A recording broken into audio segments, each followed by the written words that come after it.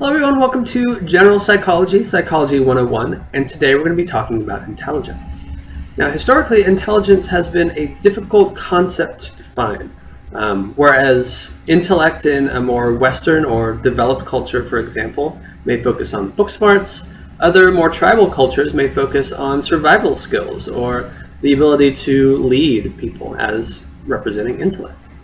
But generally, when we talk about intelligence, we're referring to the ability to learn from experiences, to use that information to solve problems, and also to use that information to adapt to new situations. Different researchers have attempted to conceptualize intelligence in different ways. Spearman, for example, coined general intelligence, or G. This is the idea that intelligence is a skill set that underlies all behavior, and that generally we see that intelligence in one domain actually coincides with intelligence in other domains. So an individual who may be smart in math might also be smart in scientific endeavors, or might also be smart in writing, verbal ability, etc., etc. Other researchers have tried to identify multiple different types of intelligences that can apply to different people. So Gardner identified 8 different intelligences. Some of these include linguistic, logical, mathematical, musical, spatial, bodily kinesthetic, interpersonal, and naturalist. Each of these intelligences are measured separately, and high scores on one form of intelligence does not necessarily coincide with high scores on all intelligences. So, therefore, individuals might be low on one form of intelligence, or more broadly could be have low scores on intelligence tests that we prototypically use, but still be intelligent in some aspect of life. So we oftentimes see this where an individual might not be considered smart by the broader definition via intelligence tests, but they're extremely skilled in one area of life or one specific skill set. This is known as savant syndrome. And oftentimes we see that individuals who are autistic, for example, also have a higher likelihood of falling into savant syndrome. Probably the more widely accepted divergence of intelligences is Sternberg's 3 intelligences. And this separates analytical, creative, and practical forms of intelligence. Analytical intelligence is your prototypical, what we would often think of as intelligence, as academic problem-solving skills. These analytical intelligence is great for solving problems with one correct answer, and these are assessed via intelligence tests. Analytical intelligence tends to predict school grades relatively well, but doesn't always predict vocational success, so success later on in your career. Other intelligences do a better job at this. So creative intelligence is a person's ability to react adaptively to novel situations, generating novel ideas. So being placed into a situation, coming up with a completely unique solution to a problem. Additionally, practical intelligence focuses on intelligence or the ability for people to complete everyday tasks with multiple solutions. So for example, say you are a manager of a company, there are many different ways you can go about your job to achieve success. You could rule with an iron fist, or you could be buddy-buddy with everyone, and you may end up achieving the same type of productivity. But you need to be intelligent, you need to have practical intelligence to be able to apply these different styles to that workplace in order to succeed.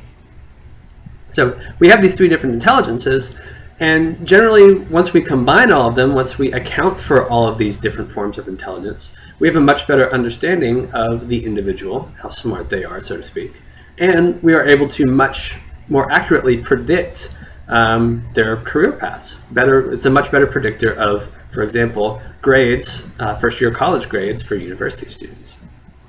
And creativity is a really interesting thing to consider in relation to intelligence. Oftentimes, people tend to separate these things completely, that a person can be intelligent but not creative and vice versa.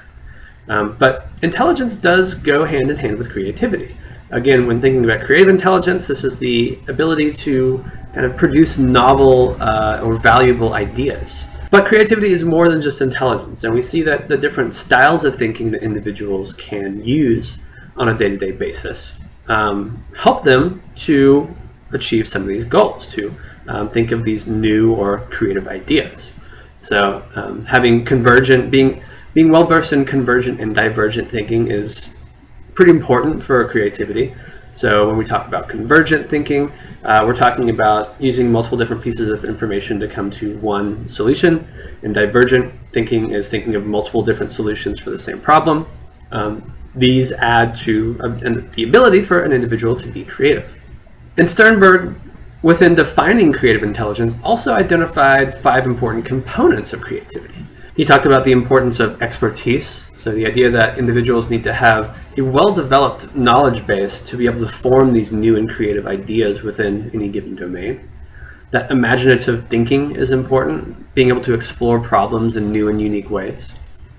There needs to be kind of an openness to experience that a person has, being able to tolerate ambiguity, tolerate risk, wanting to seek out new and unique experiences, and being able to persevere in the face of obstacles. All these characteristics are extremely important for an individual who wants to be creative.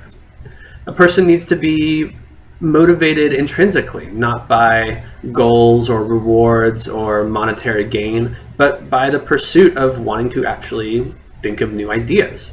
You often hear of individuals who we consider to be creative, maybe inventors, often being completely consumed by trying to figure out solutions to their problems. They're not doing this because they want money, they're doing this because it's driving them insane, because they genuinely want to figure this out. And it's especially important to have a creative environment. You need to have support from other people, you need to be able to bounce ideas off of other people, have others try and spark new ways of thinking, new perspectives, etc., to be able to fuel creativity. So we mentioned some of the different types of intelligence that can be kind of lumped into this idea of general intelligence, how smart a person might be. But there are other types of intelligence that are equally important. So social intelligence is one example. How able are we to interact with others efficiently, effectively? How able are we to read social situations? In a similar vein, we can also have emotional intelligence. And this can be divided into multiple aspects. So we can be able to perceive emotions effectively, we can be able to understand emotions effectively, and lastly, we can be able to regulate emotions effectively. And each individual can have different varying levels of skill or success in each of these aspects. So are we able to look at someone who is experiencing an emotion and being able to identify what emotion they're experiencing? Are we able to understand exactly what an emotional experience entails? So if I'm feeling sad, what does that mean? How am I affected? How are my behaviors affected? How are other people's behaviors affected if they're sad? And then being able to regulate emotions. If I'm starting to feel sad and I don't want to feel sad, am I able to then somehow make myself happier? So a lot of different aspects to emotional intelligence. And generally, similarly to social intelligence, we see that individuals high in EI, or emotional intelligence, tend to have smoother interactions with other people. They tend to be less bothered by negative emotions. They tend to be able to help others deal with their emotions. And they tend to be able to reach their goals better. Emotion has a lot of strong connections with motivation and goal pursuit. So people are better able to perform well at their job if they're able to control and understand their emotions. They're able to delay gratification, focus on long-term goals rather than short-term goals. A lot can be influenced by being high in emotional intelligence. So what are some of the influences on intelligence? We've talked a little bit about what intelligence is, but how do we get intelligent? How do we become smart? How do we become intelligent? You see that intelligence is highly heritable, that there are pretty powerful genetic influences. And oddly enough, these tend to become more important as people age. So, for example, adopted children tend to become more like their biological parents in terms of intelligence the older they get. But there are also environmental influences, especially at younger ages. So individuals or young children who have been deprived of education, of social interaction at a very early age tend to be very poor on intelligence tests. We can also think of the ways in which people conceptualize intelligence. So some individuals think of intelligence as something that you are born with and you can't really modify or change throughout the years. And others think of intelligence as something that you build, that you slowly gain and you can change or modify as the years go on. And this is the difference between entity and incremental theories of intelligence. Entity theories believe that I am as smart as I am right now, there's nothing I can do about it, whereas incremental theories, incremental theorists rather, think that, all right, I'm as smart as I am now, but I can become smarter. I just need to work hard at it. I just need to put forth the effort. What about differences between groups in intelligence? What about gender, for example? Well, primarily we see no differences in general intelligence on gender, but we do see some differences in terms of specific skill sets or specific intelligences. So, for example, girls tend to be better at verbal problems, at detecting emotions, and at locating objects. And boys tend to be better at spatial problems and more complicated, especially spatially related math problems. So why do these differences exist? Well, some of them are evolutionarily driven. We can think about how girls might be better at locating objects in terms of gathering, whereas boys might be better at spatial problems due to hunting in large open areas. But we also see that these differences are kind of driven by social differences, by gender norms. So for example, boys are stereotypically more likely to play video games, which helps with spatial awareness and spatial development. Whereas girls, it's much more acceptable for girls, for example, to express their emotions and talk about their emotions. So they are more well-versed in emotionality. What about between ethnicity? We do see some differences within the United States in ethnicities, in general intelligence. We tend to see that white Americans tend to have the highest IQ using these intelligence tests than Hispanic Americans, than Black Americans or African Americans. But this doesn't apply to every country. We do see different rankings and hierarchies of intelligence depending on the country. Similar to gender differences, we do see social issues kind of driving these differences. There's definitely a socioeconomic disparity between intelligence. So individuals who are afforded fewer opportunities to learn, not surprisingly enough, tend to do much worse on intelligence tests. Unfortunately, that also more often than not coincides with African American and Hispanic American households compared to European or white American households. And these differences can also sometimes be driven by differences in the perception of intelligence. So for example, there are differences in IQ between Asian Americans and European Americans or white Americans. And Asian Americans tend to have a much different understanding of what intelligence is. They have a much more incremental viewpoint of emotion. They believe that you need to work hard towards it than European Americans, who might be more likely to have an entity theory, that you are as smart as you are, so you don't have to work towards it. We can also see something known as stereotyped threat. So, for example, girls are stereotypically worse than boys at math. So a girl going into a math test might be aware of this stereotype, and they want to do everything they can to not confirm the stereotype, to actually perform equal or better than the boys taking the test.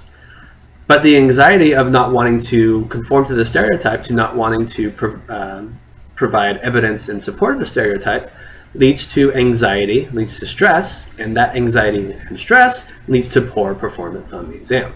So the idea that one's going to be evaluated based on a negative stereotype of a group that they identify with, and that in itself leads to poor performance and confirms the stereotype. So this is something that we see again in math scores with girls, math aptitude tests. We also see this with African Americans and verbal aptitude tests, and it's a pretty serious problem. Lastly, an important consideration of intelligence tests is the role that culture plays in these tests. I mentioned right at the beginning that intelligence is very difficult to define, and it can often differ from culture to culture. So, is it the case that intelligence tests should take into account cultural differences? Ideally, these intelligence tests are designed to be practical in some way. They are designed to predict future performance, but oftentimes people can only perform well in a specific culture if they have knowledge of a culture. So there needs to be some kind of cultural influence ingrained in the intelligence test, but ideally you don't want to have the test be biased against certain cultures simply because they don't share the same views as the culture in which the intelligence test is being tested, in this case the United States. So it's a difficult kind of tight wire to tiptoe. How do you ingrain enough culture to where the test is meaningful, but also don't ingrain too much culture to the point where it's actually leading to worse scores for certain groups or certain individuals? So that's all I have today. Thank you for your time and attention, and I will see you next time. Bye-bye.